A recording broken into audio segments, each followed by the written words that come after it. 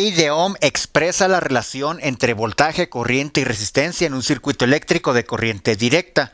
Las letras que se utilizan para voltaje sería la B o V, corriente o intensidad con la letra I y resistencia con la letra R. A su vez, las unidades serían volts con V, amperes con la letra A y ohms con el símbolo griego omega.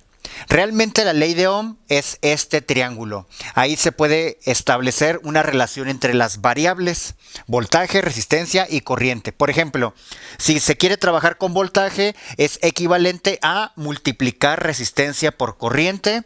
Si se quiere conocer una intensidad, como está una encima de la otra, esto es igual a dividir voltaje entre resistencia. Y finalmente, si se quiere trabajar con resistencia, es equivalente a dividir voltaje con la corriente.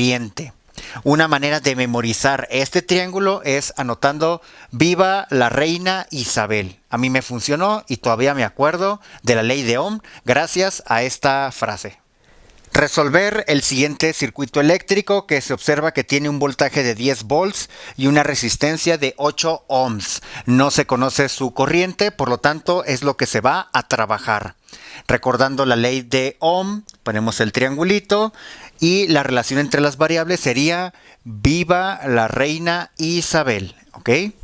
Así que tenemos que trabajar con intensidad, entonces según esta distribución hay que dividir voltaje entre resistencia. Debido a que el voltaje tiene la unidad de volts y la resistencia también la unidad correspondiente que sería ohms, simplemente hay que sustituir en la fórmula. Tenemos 10 volts y en la parte del denominador 8 ohms. Dividiendo 10 entre 8 pueden hacer una simplificación de fracciones o simplemente hacerlo a mano, 10 entre 8. Yo hago la casita de esta manera, otras personas la hacen al revés. Al final es el mismo procedimiento. ¿Cuántas veces cabe el 8 en el 10? Cabe 1 y 8, bueno, la diferencia entre 8 y 10 es 2. Ya no cabe el 2 en el 8, pongo un punto decimal para poder bajar un 0. ¿Cuántas veces cabe el 8 en el 20? Cabe 2. 2 por 8 es 16. La diferencia entre 16 y 20 son 4. Ya no cabe el 8 en el 4, pero bajamos otro 0 para continuar con la parte decimal. Y aquí sí cabe 5 veces el 8 en el 40.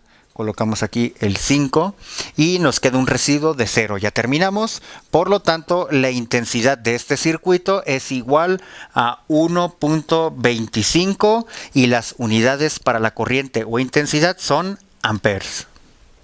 Ahora se tiene un circuito también de corriente directa. Aquí se ve la forma de la fuente. Con un voltaje de 50 volts, se conoce la intensidad que es 0.5 amperes, pero no se conoce su resistencia. Así que recordando la distribución de las variables, sería "Viva la reina Isabel". Ahora se quiere trabajar con la resistencia y por lo tanto esta se calcula dividiendo voltaje entre corriente. Sustituyendo los valores, se tiene 50 volts entre 0.5 amperes.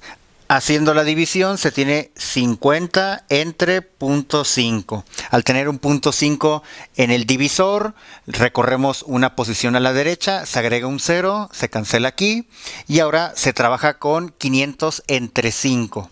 ¿Cuántas veces cabe el 5 en el 5? Cabe una, deja residuo 0 y al bajar los otros ceros se llega a la conclusión que cabe 100 veces, ¿ok? Residuo 0. Por lo tanto, la resistencia es igual a 100 y las unidades serían ohms.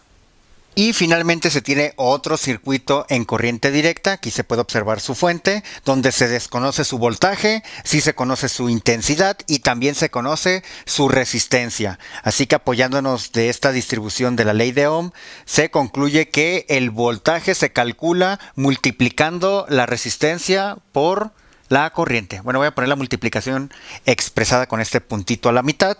Así que sustituyendo los valores se tiene una resistencia, sin importar que esté con decimales o fracciones o raíces, el procedimiento es el mismo. 5.3 ohms y se tiene que multiplicar por una corriente de 7 cuartos de amperes.